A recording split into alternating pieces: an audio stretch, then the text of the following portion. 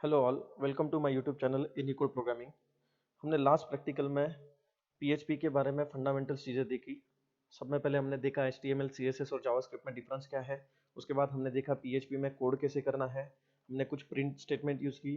Print करने के लिए हमने इको यूज़ किया। मैंने प्रिंट का भी यूज़ आपको बताया। उसके बाद हमने देखे वेरिएबल्स देखे। उसके बाद ऑपरेटर्स देखे, अलग अलग टाइप के ऑपरेटर्स जो है उनके बारे में देखा। उनको यूज़ कैसे देख करना है उसके बारे में देखा। आज हम लोग देखने वाले हैं बहुत इंपॉर्टेंट पॉइंट जो कि होता है फॉर्म डेटा हैंडलिंग।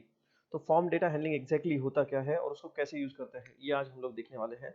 तो फॉर्म एग्जैक्टली क्या होता है, आपने बहुत सारी वेबसाइट या वेब पेजेस देखे होंगे जहाँ पे आपने इस तरीके का कोई स्ट्रक्चर देखा होगा, जहाँ पे आप कुछ लिखते हो और सबमिट करते हो। तो जैसे कि ये फॉर्म 1 है मेरा, यहाँ पे मैं कुछ डालूंगा, जैसे मैंने मेरा नाम डाल दिया है, उसके बाद मेरा लास्ट नेम डाल दिया है।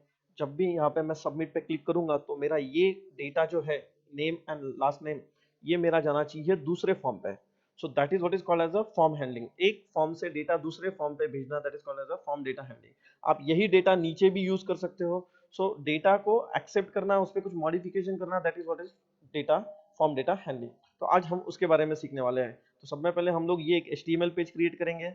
उसके बाद ये एक पीएचपी कोड, पीएचपी यूज करेंगे। यहाँ से हम डेटा क्या करेंगे, फॉर्म 2 पे सेंड करेंगे। उस टाइप का प्रैक्टिकल आज हम लोग देखने वाले हैं। तो चलिए शुरू करते हैं। सब में पहले मैं HTML का टैग यूज करूंगा। इसको पहले मैं सेव कर लेता हूँ। इसको नाम दे रहा हूँ मैं, let's say sign up dot HTML। So sign up page, इस तरीके का स्ट्रक्चर मुझे क्रिएट करना है। तो ये स्ट्रक्चर मैं कैसे क्रिएट करूंगा, मैंने यूज किया है टेबल। HTML में एक टैग होता है टेबल टैग, उसके अंदर मेरे ये 2 कॉलम्स है और 3 रोज है। तो सब में पहले मैं एक रोज बनाऊंगा। यहाँ पे मैं लिखूंगा इंटर द नेम। उसके बाद यहाँ पे मैं, सॉरी, यहाँ पे मैं क्रिएट करूंगा कॉलम। यहाँ पे वो कॉलम फिनिश करूंगा। और एक कॉलम क्रिएट करूंगा मैं, यहाँ पे लिखूंगा इनपुट टाइप। यहाँ पे मैं लिखूंगा टेक्स्ट, बिकॉज मुझे टेक्स्ट एक्सेप्ट करना है। और यहाँ पे उस टेक्स्ट को मैं नेम दे दूंगा नेम। ओके, और यहाँ पे वो table table column tag complete कर लूंगा। ये मेरी फर्स्ट रो हो गई। उसी तरीके से मैं यहाँ पे सेकंड रो क्रिएट करूंगा। इस रो में मैं आप डालूंगा इंटर द लास्ट नेम। यहाँ पे भी सेम, उसका इनपुट टाइप टेक्स्ट रहेगा, सिर्फ नेम उसका रहेगा एल, लास्ट नेम। ओके, और यहाँ पे मैं फिर से और एक रो ऐड करूंगा। उसमें यहाँ पे लिखूंगा क्लिक मी। और यहाँ पे उसका इनपुट टाइप लूंगा सबमिट। उसका इनपुट टाइप होगा सबमिट, और उसको नाम दूंगा मैं सबमिट। सो इस तरीके का स्ट्रक्चर हम लोग को क्रिएट करना है। पहले हम इसको रन करके देख लेते हैं कि हमारा आउटपुट प्रॉपर तरीके से दिख रहा है कि नहीं। तो रन करने के लिए मैंने आपको बताया है, ऑलरेडी मैंने स्टेप्स बताई है आपको। रन कैसे करना है, आपको सब में पहले XAMPP सर्वर को स्टार्ट करना है और उसके बाद यहाँ पे लिखना है लोकल होस्ट। उसके बाद आपको यहाँ पे टाइप करना है, मैंने जो फोल्डर क्रिएट किया है उसका नाम है Anycode 2, और यहाँ पे signup.html। सो आप देख पा रहे हो कि यहाँ पे एक इनपुट टेक्स्ट रेडी हो गया है, एक लास्ट नेम के लिए एक इनपुट टेक्स्ट रेडी हो गया है, और क्लिक मी नाम का एक बटन है, और यहाँ पे सबमिट है। बट यहाँ पे टेबल को कोई बॉर्डर नहीं दिख रही है। तो मैं क्या करूंगा, इस टेबल को बॉर्डर वगैरह सेट करूंगा with the help of CSS। जैसे कि मैंने कल आपको बताया था, CSS का यूज होता है ये डेकोरेशन देने के लिए, उसको स्टाइल्स देने के लिए, राइट। सो मैं यहाँ पे और एक फाइल क्रिएट करता हूँ, उसका नाम देता हूँ my css.css। और इस CSS में मैं सब में पहले टेबल को कुछ स्टाइल्स सेट करूंगा। सो मैं टेबल को स्टाइल सेट करता हूँ बॉर्डर।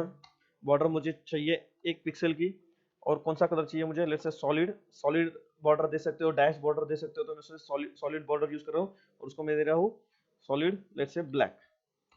तो चलिए रन करके देखते हैं आउटपुट कैसा आ रहा है।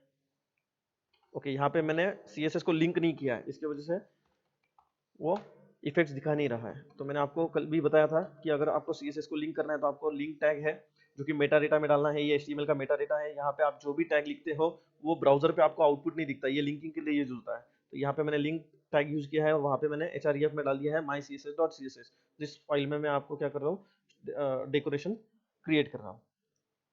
नाउ सी दिस, यहाँ पे आपका क्या हो गया है, टेबल को आपको क्या मिल गया है, कुछ इफेक्ट मिल गया है, लेकिन मुझे टेबल के रोज को भी इफेक्ट चाहिए। ठीक है, ये कॉलम है। तो मैं क्या करूंगा,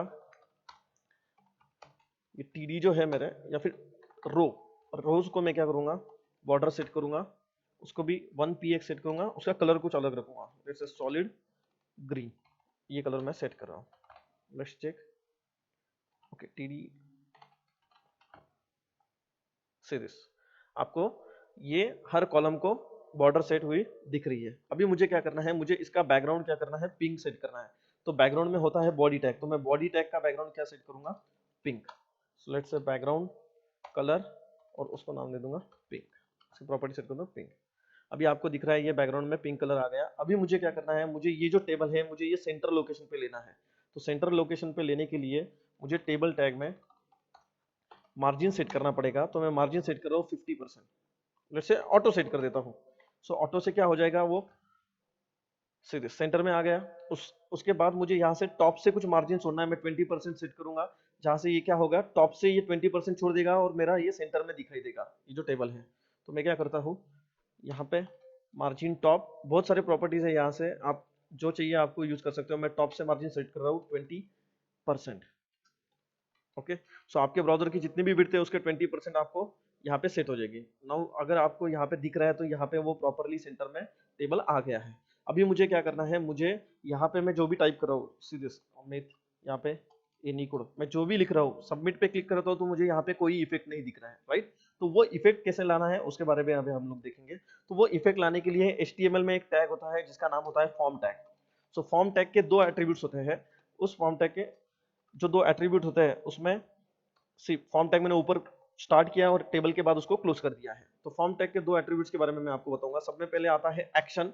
जब भी मैं बटन पे क्लिक करूंगा तब फॉर्म टैग इन्वोक हो जाएगा, उसके अंदर एक्शन में मैं जो भी लिखूंगा वहां पे मेरा पेज क्या होने वाला है, रिडायरेक्ट होने वाला है। तो यहाँ पे मैं लिख देता हूँ लेट्स से लॉगिन डॉट पीएचपी, ये मैंने पीएचपी का नाम लिख दिया। और यहाँ पे मैं लिखूंगा मेथड, और मेथड के बारे में मैं आपको बताने वाला हूँ। मेथड में दो मेथड्स होती है, एक होती है गेट और एक होती है पोस्ट, उसके बारे में भी आपको मैं डिटेल में बताने वाला हूँ। तो यहाँ पे मैं यूज कर रहा हूँ गेट। तो सब में पहले समझ लेते हैं कि मेथड कौन सी अवेलेबल है हमारे पास। जैसे कि मैंने आपको बताया कि फॉर्म डेटा हैंडलिंग की दो दो मेथड्स हैं, फर्स्ट है गेट और सेकंड है पोस्ट।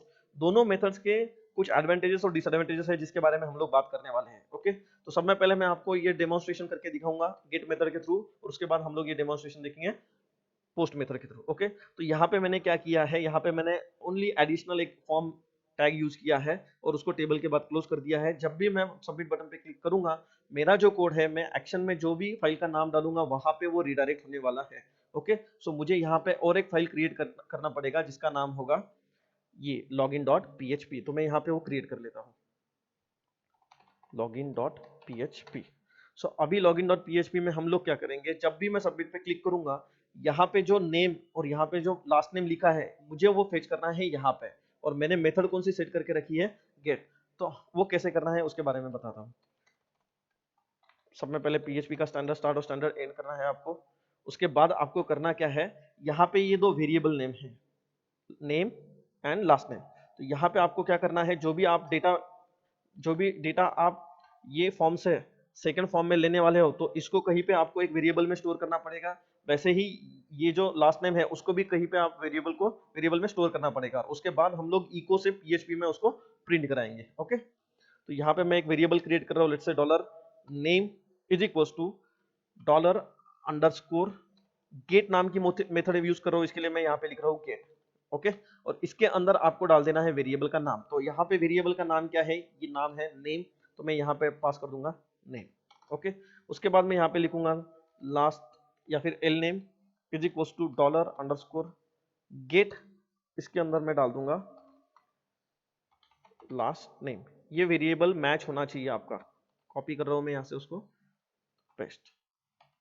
ओके, और अगर मुझे ये दोनों को प्रिंट करवाना है तो मैंने आप लोगों को लास्ट टाइम भी बताया, मैं कॉन्केटिनेशन में उसको प्रिंट कराऊंगा। तो कॉन्केटिनेशन के ऑपरेटर्स भी हम लोगों ने देखे हैं, तो मैं उसको यहाँ पे यूज करूंगा।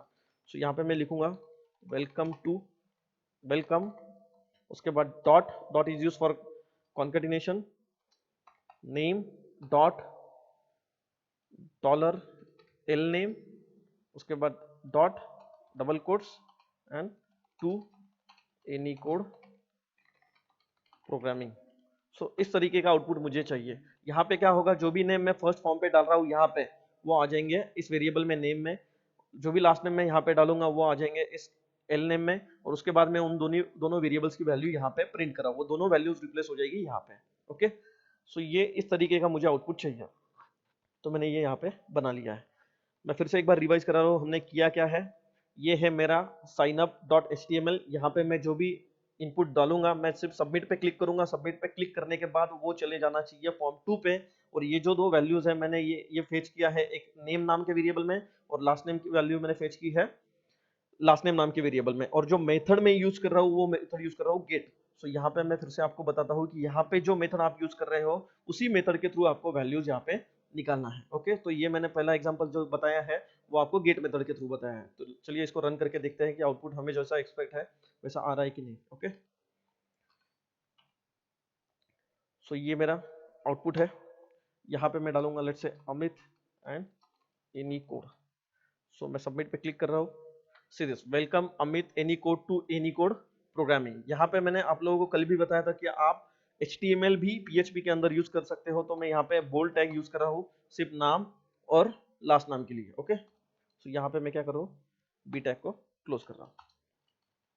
नाउ चेक आउटपुट क्या आ रहा है हमारा, लेट्स से अमित, यहाँ पे मैं डाल रहा हूँ जैन, यहाँ पे सबमिट करूंगा, see this welcome Amit Jain to any code programming. सो इस तरीके से आप फॉर्म में डेटा हैंडल करते हो। ये जो फर्स्ट पार्ट मैंने बताया वो था गेट मेथड का। अभी मैं आपको बताता हूँ पोस्ट मेथड में क्या होता है और पोस्ट मेथड में आपको ये डेटा गेट कैसे करना है। ओके, तो यहाँ पे मैं सिंपली मेथड में लिखूंगा पोस्ट, ज्यादा डिफरेंस नहीं आएगा पोस्ट, उसके इम्प्लीमेंटेशन में डिफरेंस नहीं है बट उसके पीछे लॉजिक जो है वो बहुत बड़ा डिफरेंस है। ओके, उसके बारे में मैं आपको बताऊंगा। तो यहाँ पे मैं क्या करूंगा, डॉलर गेट के जगह पे सिंपली यूज करूंगा पोस्ट, डॉलर अंडरस्कोर पोस्ट, यहाँ पे भी मैं यूज करूंगा dollar underscore post. Same process मैंने सिंपली यहाँ पे पोस्ट किया है, और यहाँ पे वैल्यूज फेच करते वक्त मैंने यहाँ पे सिंपली डाल दिया है dollar underscore post and dollar underscore post. यहाँ पे मैंने आप लोगों को कल भी बताया था कि आप HTML के टैग्स भी यूज कर सकते हो, तो मैं यहाँ पे वेलकम स्क्रीन नाम दे देता हूँ इसको, और उसके बाद मैं इसको CSS के साथ कनेक्ट कर देता हूँ। ओके, सो यहाँ पे मैं लिंक टैग से CSS के साथ कनेक्ट कर रहा हूँ, माई CSS.css। अभी इससे क्या होगा कि मेरा बैकग्राउंड बॉडी प्रॉपर्टी यहाँ पे मैं यूज कर रहा हूँ, तो बॉडी का जो बैकग्राउंड कलर है वो ऑटोमेटिक पिंक हो जाएगा। ओके, सो मैं इसको फिर से रन करता हूँ again, let's say XYZ and PQR। मैं सबमिट क्लिक कर रहा हूँ, सी दिस पिंक हो गया बैकग्राउंड, और welcome XYZ PQR to any code programming. So get और पोस्ट मेथड में इंप्लीमेंटेशन में ज्यादा डिफरेंस नहीं है। तो अभी हम लोग समझ लेते हैं कि एग्जैक्टली उसमें डिफरेंस क्या है। ओके, जो कि बहुत इंपॉर्टेंट पॉइंट है। सो गेट और पोस्ट मेथड का डिफरेंस क्या है, gate request can be catch, आप जो भी वैल्यूज गेट मेथड के साथ पास कर रहे हो वो कैच हो सकती है। ओके, पोस्ट मेथड से आप जो भी वैल्यूज पास करते हो वो कैच नहीं होती। तो कैच होने से फायदा किसका होगा, अगर कोई अटैकर आपके यूआरएल को अटैक कर रहा है तो वो ये जो वैल्यूज आप पास कर रहे हो वो पास कर रही हुई वैल्यू वो रीड कर सकता है। Okay, gate request remains in the browser history, आप जब भी गेट यूज करोगे आपके कोड में, जैसे मैं यहाँ पे गेट यूज कर रहा था पहले, तो जो भी मैं जहां पे भी ये कोड को मैं रन कर रहा हूँ वहां पे मेरा डेटा सेव होगा। बट पोस्ट रिक्वेस्ट आप जब यूज करते हो तब वो ब्राउजर की हिस्ट्री में स्टोर नहीं होता है। गेट रिक्वेस्ट आप जो भी यूज कर रहे हो वो बुकमार्क करते आ सकती है, मतलब नेक्स्ट टाइम अगर मैं उसी बुकमार्क पे क्लिक करूँ तो ऑटोमेटिकली सभी वैल्यूज वहां पे रिप्लेस हो जाएगी। तो ये अटैकर के लिए इजी हो जाता है वो उसको ब्रेक डाउन करना, और पोस्ट रिक्वेस्ट में वैसा नहीं होता। गेट रिक्वेस्ट से आप जो डेटा ट्रांसफर कर रहे हो उसकी लेंथ की कुछ रिस्ट्रिक्शंस है। ओके, बट अगर आप पोस्ट यूज कर रहे हो तो आपको डेटा का रिस्ट्रिक्शन नहीं है। तो आज के लेसन में हमें यही देखना था कि गेट और पोस्ट का एक्जैक्टली डिफरेंस क्या है और फॉर्म हैंडलिंग कैसे करना है। आपको अगर ये ट्यूटोरियल समझ में आया होगा तो प्लीज लाइक कीजिए, इस चैनल को सब्सक्राइब कीजिए। अगर आपको कुछ डाउट्स होंगे तो आप कमेंट सेक्शन में लिख सकते हो। Thank you.